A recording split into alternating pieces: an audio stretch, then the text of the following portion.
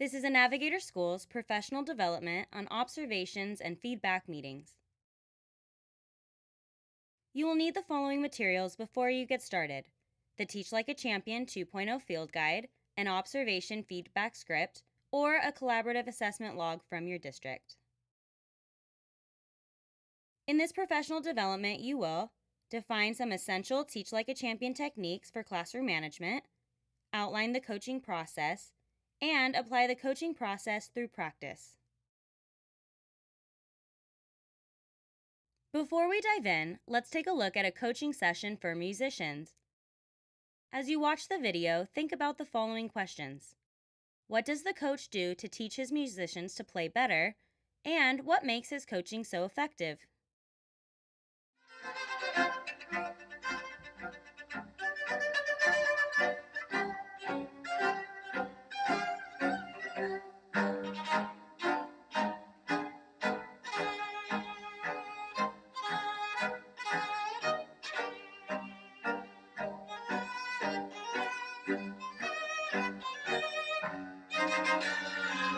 So, listen, we were talking yesterday, and you do something with me. Do that. Just, yeah. Can you make it sound like machine gun fire? Almost ugly and play close to the bridge. Bounce it. Yes. Yeah, that's good. Good. Don't worry about the notes. We're not here to, play perfectly, just to get character, okay? Jennifer, you know what I feel when you go? I don't feel that actually the rest is actually a slap in the face. It's like you want to go on and then something goes bang, down, bum. Ba ba ba ba da. What I hear from you, you go da da da da da. Well, sounds like a nice phrase. I allow it. Right? Okay, so go ahead.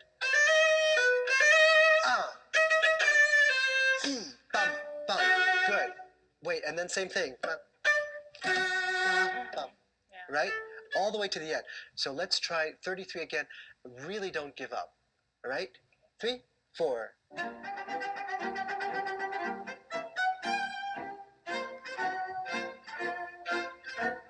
Good.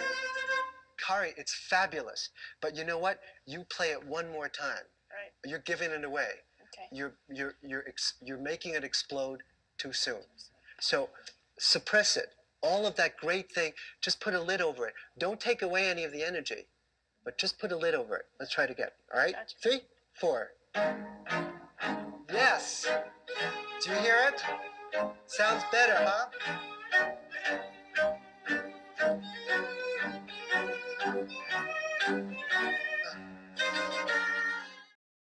Pause this video to discuss with the group or silently reflect. The coach asked his musicians to practice small, bite-sized chunks within their composition. He doesn't focus on perfection of the notes. He focuses on the precise skills that needs practice. This is effective because the musicians can focus on one small part instead of the entire composition. Now let's watch as National Football League coaches talk about the importance of film study. Why is this film study so important when developing athletes? And how can this film study be beneficial for new teachers? Someone said to me that if you're not watching the coaching tape, you're really not watching the game. I would say that's absolutely true. Let's go. Let's put it on film, man. Let's put it on film. You better hit somebody, because I will watch film. On 3, 1, 2, 3, hit. Our expression was the eye in the sky doesn't lie. One man who knows exactly what to look for is NFL analyst Ron Jaworski, who after playing for 15 years has spent the last 21 years watching coaching tape. You see the game on the all-22 tape, which is the film. You see 11 on offense and 11 on defense. You see every single player on the field. You stop it, slow motion, rewind it, and look at one play 20 times in succession. This is the only way you know. This is the true serum right here. Each NFL game is filmed from 2 angles by either team. Wait till you see the film. Every move a player makes in the game is caught on film. In the middle of games, if something would go wrong or I would make a mistake, my first thought was, that's going to be horrible on tape. It's going to be horrible at film session. In Miami, shocking Kansas City. It's going to hurt to watch, fellas. It's going to hurt to watch. If you have thin skin, you can't play because it is the coach's job to evaluate your performance on every play. There are going to be plays in the game that you dread when the coach gets his clicker. Get to him, Leroy. You're going to have to be quicker than that. I still hear Dick Vermeil in the back of my head going, Jaws, right There, you got it right. There, you got to throw it. for games. I may have gone, 26 of 30. I was really happy Sunday night after that game, but I knew on Monday I'm worried about those 4 incompletions because I knew I was going to be coached really hard because the eye in the sky doesn't lie, and when you make a mistake, the coach is going to coach you hard. I think there are a lot of tells in every game. If you study and prepare, and you look at this tape ad nauseum, that's how you become a champion. You could be a great athlete, and every guy that lines up in the NFL is a great athlete. But to be a championship team, I think you need to be committed to making yourself better intelligently by studying the tape. Pause this video to discuss with a group or silently reflect.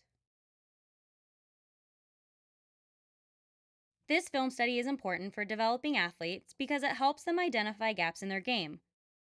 This film study is beneficial to new teachers because they will be observed and be given feedback by a coach to help strengthen their skills.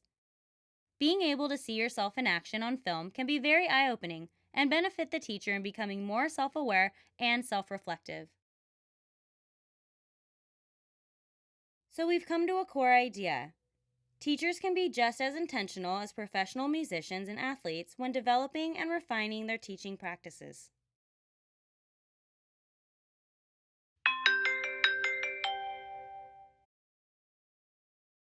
A critical element of teaching is keeping students engaged in the content you are delivering. According to research completed by the NWEA, students who are inattentive, withdrawn, and disengaged in the classroom have poor academic performances when compared to engaged students. Teach Like a Champion strategies are extremely helpful for classroom management and engagement. A few examples are turn and talk, call and response, and circulate, among many others.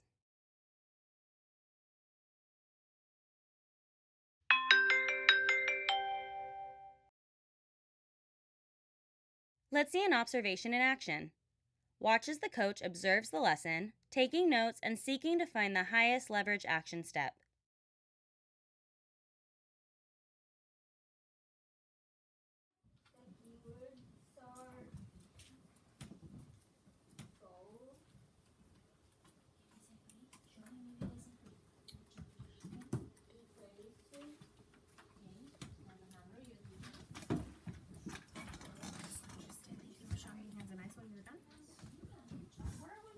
All right, boys and girls, deposit.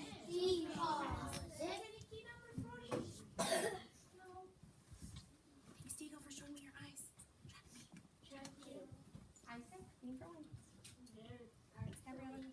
All right, boys and girls, who can tell me, in the number 87, how many 10s and 1s are there? Chat, Tristan. Do you guys agree? 8 10s and 7 1s? Very good, Tristan. Who can tell me, how can we draw 87? Actually, I'm going to rephrase that. Who can draw 87 using base 10 blocks for us? Let's see, Madison, will you draw 87 using base 10 blocks? Boys and girls, track the TV as she's drawing, please.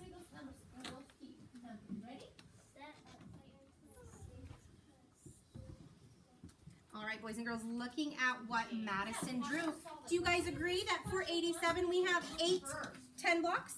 Let's count and check. Ready? Set. Count. Okay. 1, 2, 3, 4, 5, 6, 7, 8. Was that 8 10 blocks? Yes. All right, let's count our ones. We should have 7. Do you guys agree? Let's count. Ready? Set. Count. Okay. 1, 2, 3, 4, 5, 6, 7. Let's give Madison an oh yeah. Oh, Yeah. All right, boys and girls, who can tell me what is 87 plus 2? Track Amitai. 87 plus 2 Make it 10. 87 plus 2 equals 89. What about 87 minus 2? Track Rohan.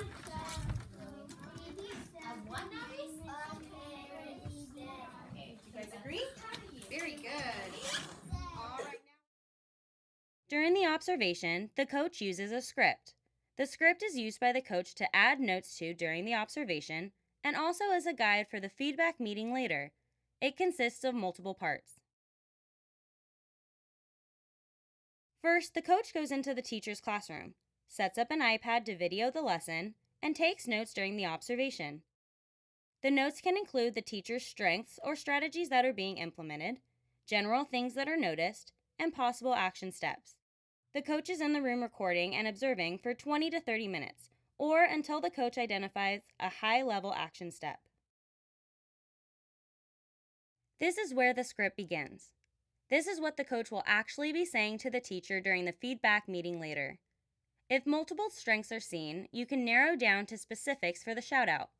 For example, if a previous action step was to use positive praise and you saw the teacher doing that during this observation, shout them out for it.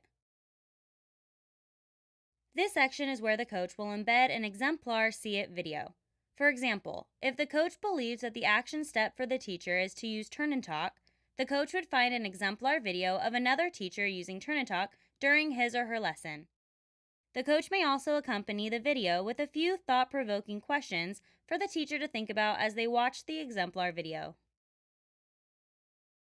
Now the coach will ask the teacher to think about where he or she could have incorporated the action step strategy into the lesson observed. If the teacher is having trouble, showing part of the recorded video can be powerful for the teacher. Many teachers have never seen themselves teach, so showing them the exact moment where strategies could have been incorporated is valuable for their development. Next, the coach states the action step as the what and how. What is the action step and how can it be implemented? The teacher writes the action step down and then restates it to the coach. Here are some quick tips on selecting the right action step. Is it directly connected to student learning? Does it address a root cause? Is this change a necessary one to allow for further improvements to come after it? And is the recommendation the quickest and most effective way to make this change happen? The most important thing to remember is to make sure your action step is measurable, specific, and targeted. Action steps should be achievable in 1 week. If the teacher can't make the change in a week, the action step may be too big. And can you easily measure if the teacher has made the change? If you can't, the action step may not be specific enough. After the action step is stated, the coach and the teacher practice the action step. This is a live practice where the teacher either pretends to be back in the previous lesson or looks at an upcoming lesson to incorporate the action step. The coach acts as a student so that the teacher can practice using the strategy in a simulated scenario. The coach gives feedback and provides immediate corrections if needed. The follow-up is the accountability component. The coach asks the teacher when the action step can be observed. Most classroom management action steps should be observable almost immediately. Rigor action steps might be the next day or within the week. Think about it. In the average school, how many times per year is a new teacher observed? How about an experienced teacher? Outside of growing on our own, simply through experiences and self-reflection, what is the number one thing that helps us get better as teachers or as school leaders? Let's hear from Heather Parsons, a former district school teacher and current Navigator School's principal. In a typical district school, how many times per year is a new teacher observed? Typically at a district school, new teachers start an induction program, and that would require getting observed a couple times a year and meeting with a mentor each week for at least an hour a week.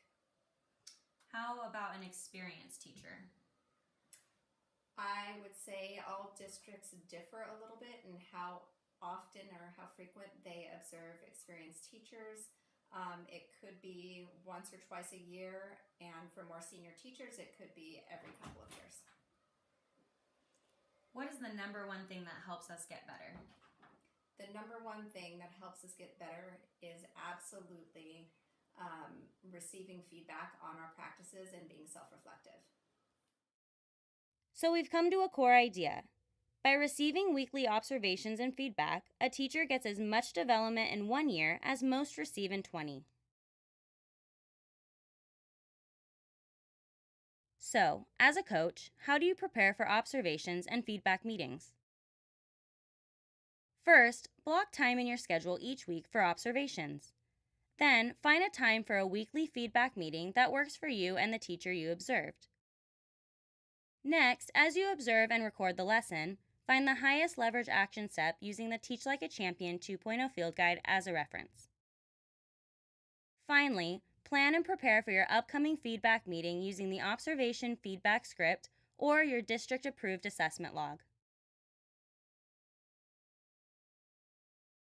Keep in mind the power of praise. Coaching must be a positive experience for teachers in order for them to take risks to improve and develop. You don't want the coaching experience to feel like an "I gotcha" moment. You want teachers to feel supported and safe. Don't forget to praise often. Praise builds trust and relationships. It's critical to constantly recognize growth and improvement to help motivate teachers. Now it's time to practice. The first step is to observe the teacher. As you watch this video of a 3rd grade teacher, use your observation feedback script or collaborative assessment log to take notes. Identify glows or best practices that the teacher is already using, and identify grows or action steps that could most impact student learning. Today in language, we're going to be talking more about adjectives. Who can remind us what adjectives are? Chloe? It's a word, it's a form of a noun that makes like more sense, like a number or like something that makes it better. Alright, it's a word that's in front of a noun. What is it doing in front of the noun? Valeria? It's describing the noun. We've talked about adjectives that compare. We have talked about adjectives that tell what kind. And we have talked about adjectives that tell us how many. Today, we're going to learn something different about adjectives. Well, before we do that, I need your help. I need you to tell me what the 5 senses are. Who can tell me what the 5 senses are? Give me one of them. Harley? Feel. Feel or touch. Another one. Maria? Smell. Another one, Brady? That's me. You know another one of the senses? How they look, so we'll say sight. Another one, Bergen? Hear. Sound. One last one, Addison? Taste. Alright, these are our 5 senses. Why on earth would we be talking about the 5 senses when we're talking about adjectives? Why do you think the 5 senses matter? Sydney Logan? Because if you put, like, if you're describing an apple, you could put it, at least juicy? Alright, if you're describing an apple, you can say that it tastes juicy. Why else would we use our senses with adjectives? Anthony? Our senses help us describe. When we use our senses, we are telling our readers, if they're reading a story, or our audience, if we're talking, we're telling them more specifically what it was like. Our senses help us describe. For example, I can say, I went to the ocean. It's a fine sentence, isn't it? But how could I make it more descriptive? I could use my senses to add a lot more detail and make it much more interesting when I tell you that I went to the ocean. Words for how the ocean would feel. Jacob? Sandy. How else might the ocean feel? Caleb? Wet. Can you tell us how the ocean would smell? Think about how the ocean would smell. Maria?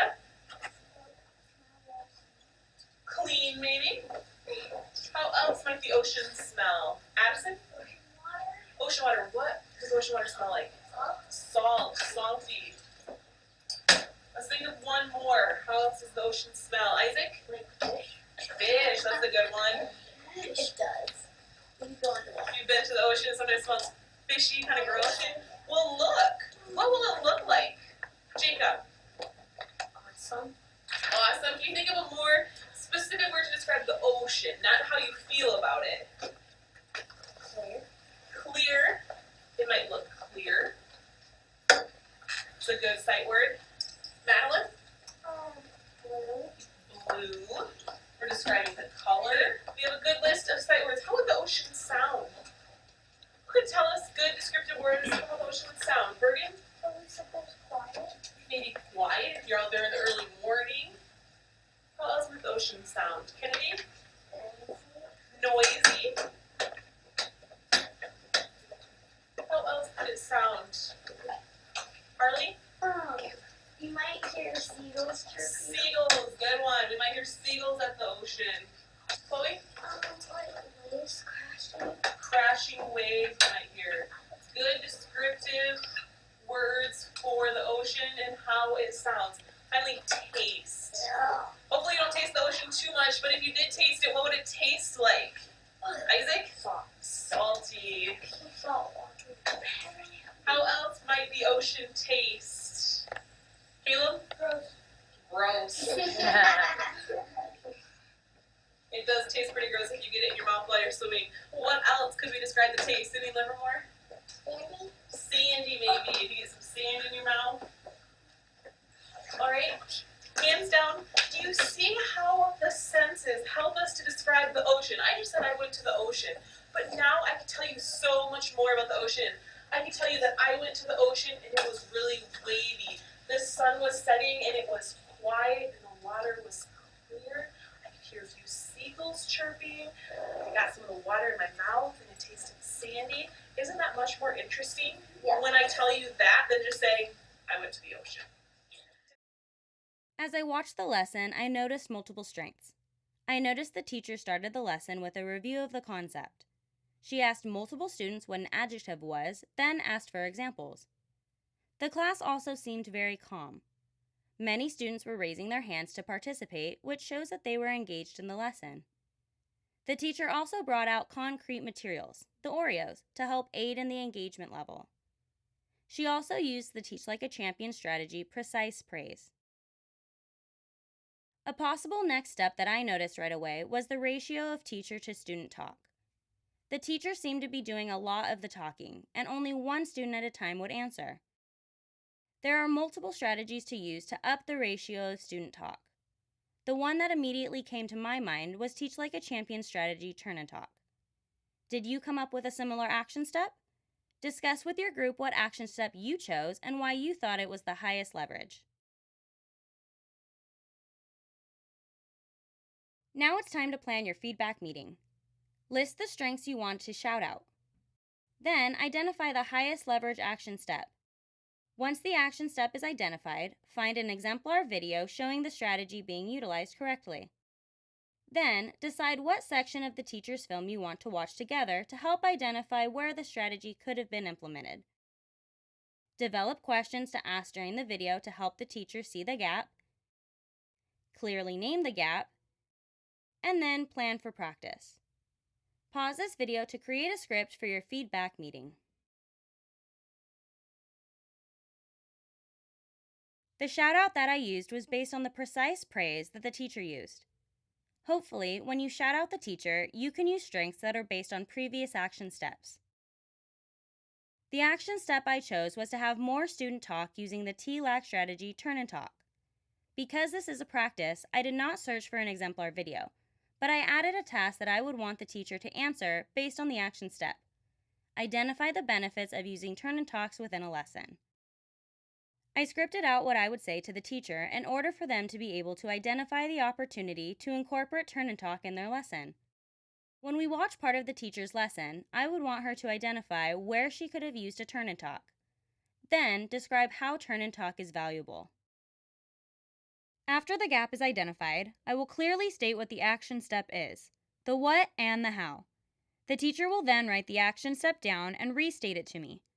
My action step was students talk 80% of the time and teacher talks 20% of the time by utilizing turn and talk multiple times during a lesson. After the action step is named, we will practice part of the lesson again utilizing the action step. I will act as a student during the practice and make immediate corrections if needed. We've come to a reflection. Please identify some of the important components of the feedback script. Pause this video to complete the circle map.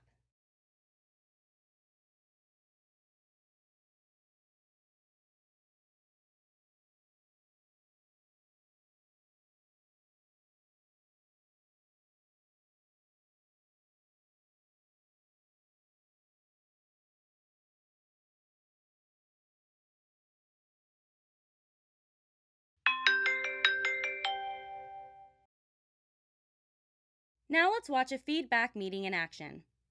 Watch as the coach uses the script to help guide her conversation with the teacher. As you watch this video, think about, why do you think the coach starts with shout-outs rather than jumping right to the action step? And what is the purpose of the action step? Hi, Kristen. How are you? Hi, good. How are you doing, Amy? Good.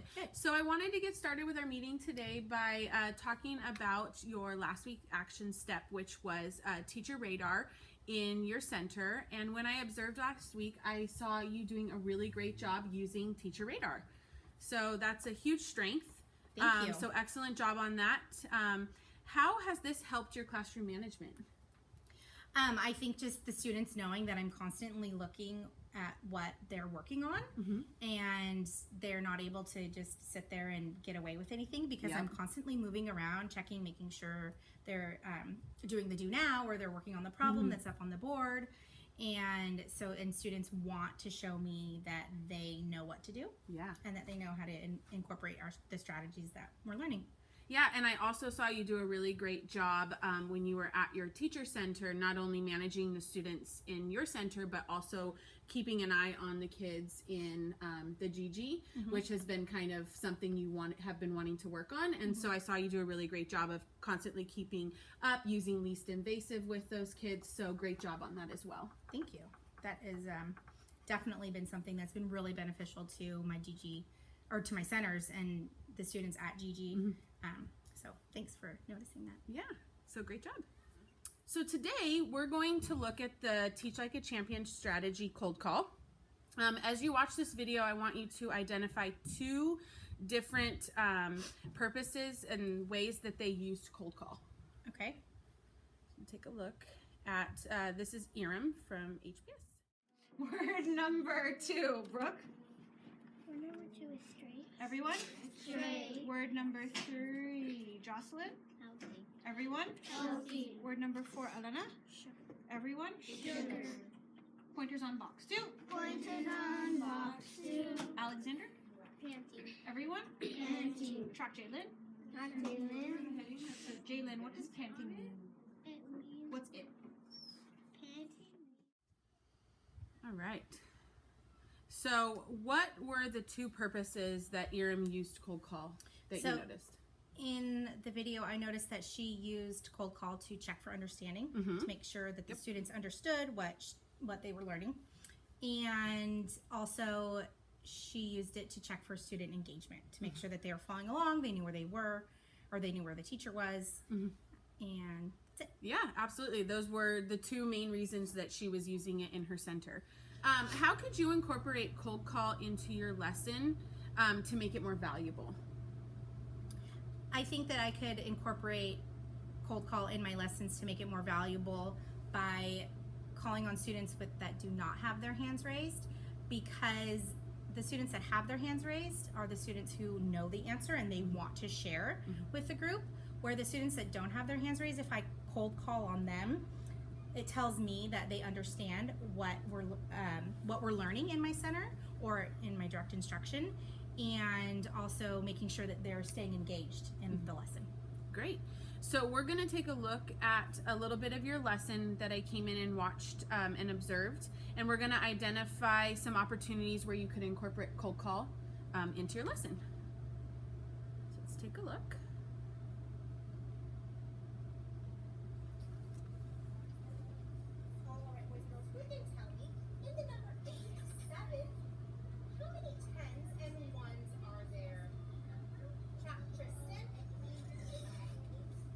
I could have used cold call there instead of calling on the student that raised his hand.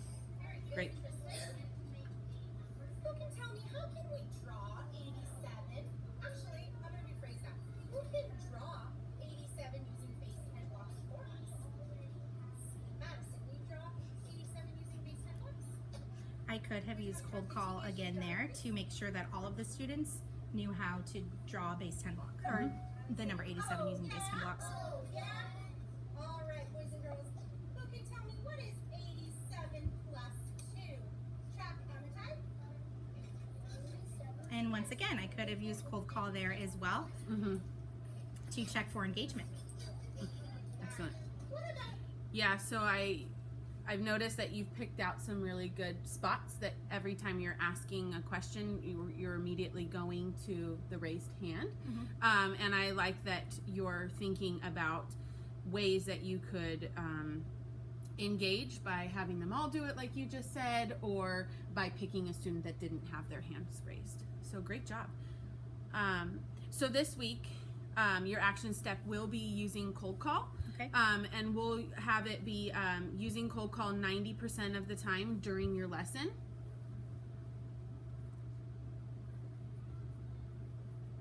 And then what you'll do, how you'll do that is you'll randomly call on students to read the questions or repeat directions.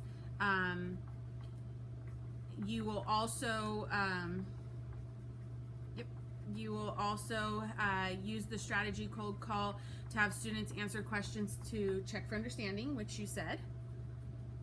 So you use it for CFU. And then another strategy of how you can do it is using pair share. After pair share, cold call on a student to share. So using the pair share first to get everyone engaged, and then use the strategy of randomly selecting cold call. Any questions on that one? I do not believe so. Okay, so No, could you repeat? It's very helpful. Can you repeat back to me what your action step will be? My action step is to use cold call 90% of the time.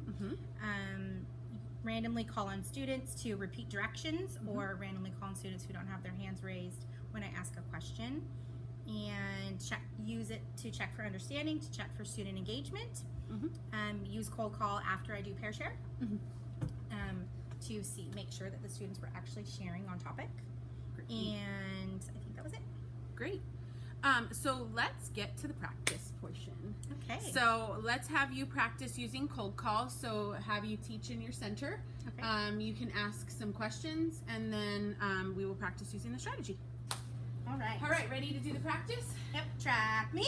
Track you. So who can tell me what is 8 plus 5? What is 8 plus 5? Tim. Very nice job. Good job, Tim. 8 plus 5 is 13. All right. Let's go ahead and what is 6 plus 6? Let's see. We'll go over here to Maria. Maria, what is 6 plus 6? Very good, Maria. 6 plus 6 is... Amy, what is 6 plus 6? 6 plus 6 is 12. Very good. 6 plus 6 is 12, just like Maria just said. All right, how about one more? Let's see, who can tell me what is 11 plus 2? 11 plus 2. Let's see. Amy, what's 11 plus 2? 11 plus 2 is 13. Boys and girls, let's give Amy an O, yeah? All right. So great job on the practice. I noticed that when I was raising my hand, you passed me up and went to call on maybe a student that wasn't raising their hand. I know it's hard when there's no kids, but and then when I didn't raise my hand or I looked like I wasn't paying attention, you were calling on me to try to keep me engaged. So one more thing I would like to try and incorporate is asking a question, then giving opportunity for the pair share, so you're getting that engagement, and then calling on a student. So let's try that one more time. My action step. Yep. So let's try that one more time. Okay. All right. So we're gonna practice one more time. Just so you know, can you tell me what we're gonna be working on?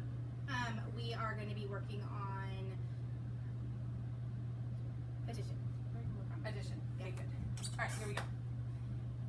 Okay. plus 5 equals pair, Pair. share. Share. 6 plus 5 equals.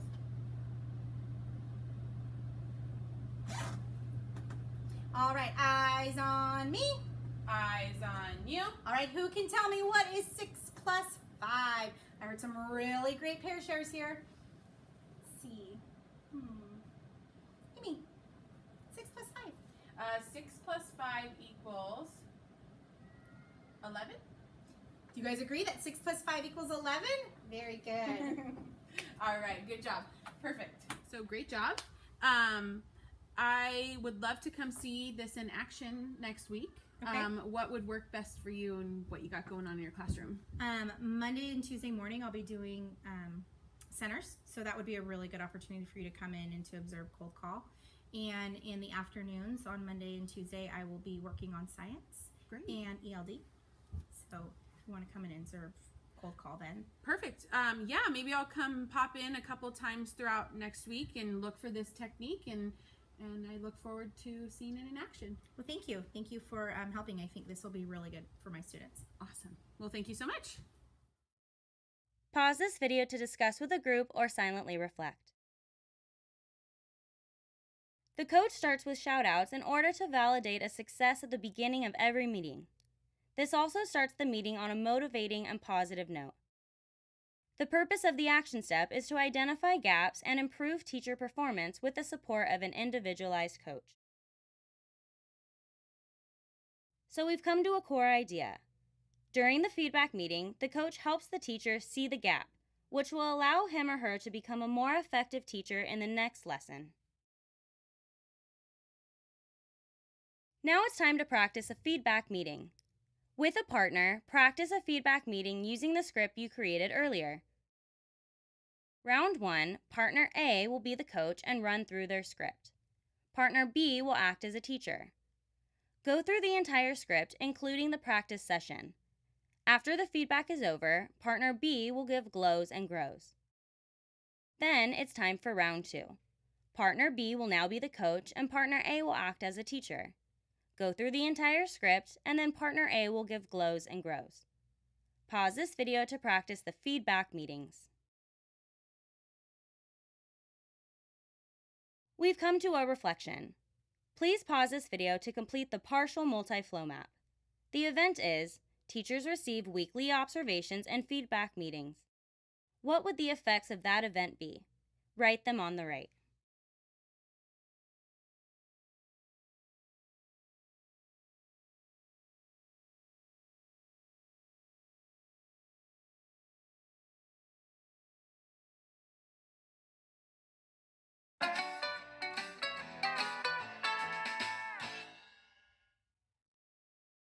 Please be sure to reference the resources used in this video for more information.